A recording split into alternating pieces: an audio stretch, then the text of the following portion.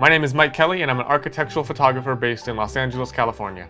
I got my start in this industry photographing homes for realtors for $200 to $300 here and there, and I've worked my way up to photographing some of the most incredible homes in the world for architects, designers, and developers. It's been 5 years since we've released a tutorial, and so much has changed in that time. Equipment, techniques, the way I run my business, and I'm so excited to share all these new details with you. This is Where Art Meets Architecture 4.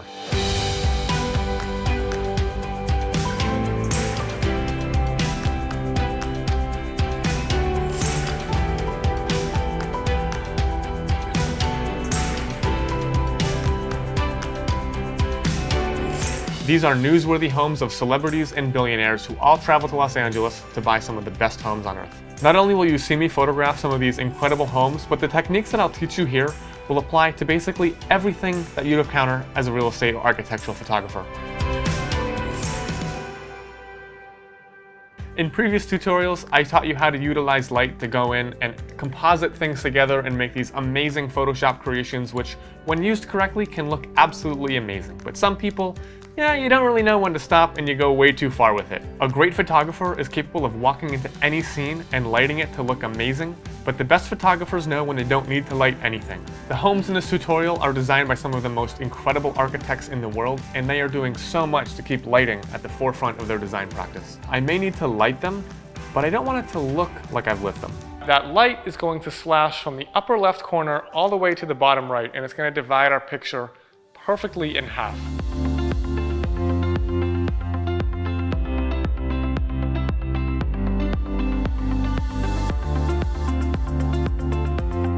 In this tutorial, we're going to cover 5 locations. The first location is a beautiful new build condo on the west side of Los Angeles. We focus on working in small spaces inside, but then we get outside and we've got quite a Photoshop nightmare to conquer. Now, the architect has specially requested a specific angle. They sent me a render and said, can you recreate this to the best of your ability? Well, I can. The only problem is we've got 20 to 30 feet of unfinished sidewalk right in front of us.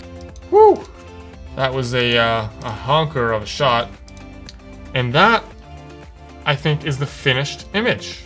The next home is a relatively modest, for Hollywood of course, home up in the hills, tucked away in a canyon with a number of challenges of its own.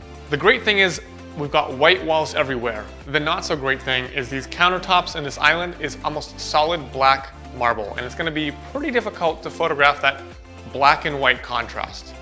Now, this downstairs is one big space and we could probably capture it in 4 to 5 photos total, but we're just going to be focusing on a few big shots that present certain challenges here. So let me grab my camera and I'll show you why photographing this is going to be a little bit trickier than usual. The third location is a $26 million new build spec home overlooking the most amazing view in Los Angeles.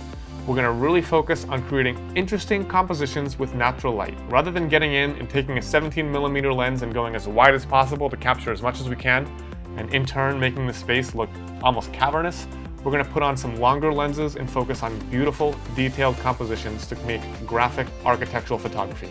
I want to show this amazing wine cellar and the way the stairs connect down to this bar, but I don't want to do it in, again, another simple, dumb, obvious sort of way.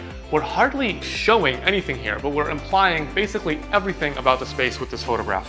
Over the years, I've gotten lots of questions about how I get these perfect pool shots with the house reflected over still water. Do I really want to show that? Oh my God.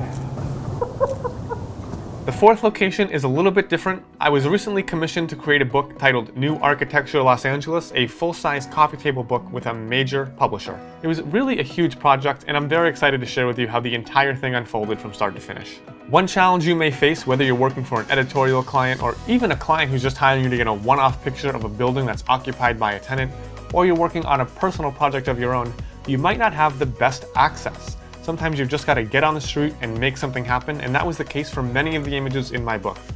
I'm going to take you to some of the exact same locations and photograph some of the same subjects to show you how I overcame those problems to turn in a great photo for the editor, no matter what the conditions. Okay, so I've got time for about one more shot here, and what I'm going to try to do, there's this massive wall of glass. These louvers on the near side of the building actually open up depending on the amount of daylighting coming in, and I think it would be so cool to get the sunset reflected in that glass.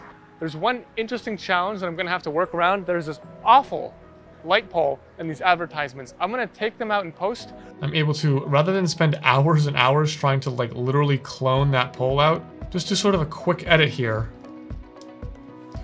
very carefully painting with a mask what I don't need. The last home we're going to photograph is an iconic house here in Los Angeles, and I do not use that term lightly. You've probably seen this home either on YouTube or published in magazines or even on TV. And I am so excited not only to photograph it for myself, but to be able to bring you along and show you exactly how I photograph this amazing home.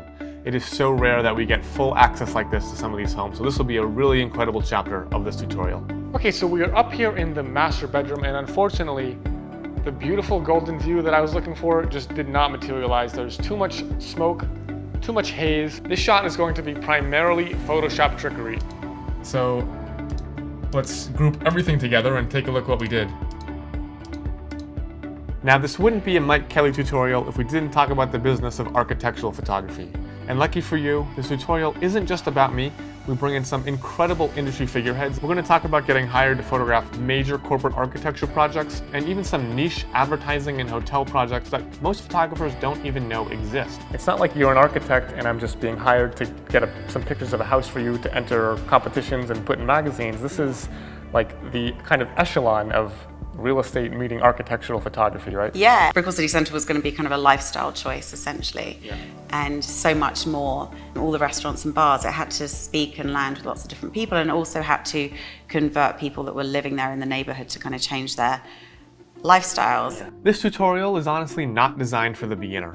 This tutorial is for someone who's already a practicing architectural photographer, whether that's real estate, interiors, or architecture or commercial architecture, and wants to take their photography business to the next level. Maybe you're already photographing real estate, but you want to photograph some of the most expensive homes for sale in your area. Or maybe you're ready to leave real estate photography entirely and start working for the best architects in your area. This is the tutorial that's going to help you get there. Okay, so here we are in the private screening room slash theater of this house. What is so difficult about these is that they're literal black boxes designed to suck up any and all light. And I'm going to walk you through how I make them look good. I'm going to pretend all the light is coming from this way, because if we're watching at a movie theater, where is the light coming from? It's coming from the screen and it's reflecting back into the audience. So I want to make this believable. So all of my light is going to be pointing this way. Over the years, I've had the pleasure of using tons of equipment, and I've got to the point where I've slimmed down my kit to a pretty simple setup that works for most applications. Of course, we're going to go into it all in depth in the tutorial. I'm shooting straight into a mirror, and that can either be an easy fix or a nightmare, and in this case, it's a bit of a nightmare. In the reflection, I am crossing paths with a painting behind me, and there's no way that you're ever going to be able to recreate that painting just by cloning and removing yourself with a little bit of lasso trickery. All I'm going to do, because my head is perfectly level, I'm going to unlock the camera. I'm just going to spin it 180 degrees and photograph exactly what's behind the camera. And we're going to take that and put it in over the mirror in our shot and avoid all of the hassle of cloning a really complicated thing that the camera is in front of. One of the most difficult things about producing educational tutorials like this is creating amazing portfolio-worthy images at the same time. So I'm super excited that not only did we get to create some incredible images, but we got the entire process on camera. So not only are you going to learn my newest up-to-date techniques, but you're going to have a front row seat to watching me create amazing portfolio-worthy images that are on my website right now. Using the Cam Ranger's live view mode, I can go in right now, and that's what it actually looks like right now. That is the scene. There were pool lights, but I did turn them off because I knew that they would mess with those perfect crystal clear reflections. So it's basically black water reflecting the house in a mirrored image of itself. It's really easy as a photographer to come up with a formula and create the same images over and over and over. But if you want to take your career to new heights, it's super important to keep evolving and keep pushing your style and finding your own voice throughout your career. And with the techniques I teach you in this tutorial, you'll have such a wide range of techniques at your disposal, it will be so much easier to break away from formulaic photography and put your own spin, your own fingerprint on your images. Over the last 5 years, I've got a lot of questions about when the next tutorial is going to come out, and honestly, I didn't want to release something until I had enough material to make it worthwhile. I wanted new techniques and incredible locations, and I'm happy to say we finally got them together here in this latest installment. By the end of this tutorial, you'll have such a deep bag of tricks, so to say, that you'll be able to apply all these different techniques in all these different situations and tackle pretty much any problem that architectural photography is going to throw at you.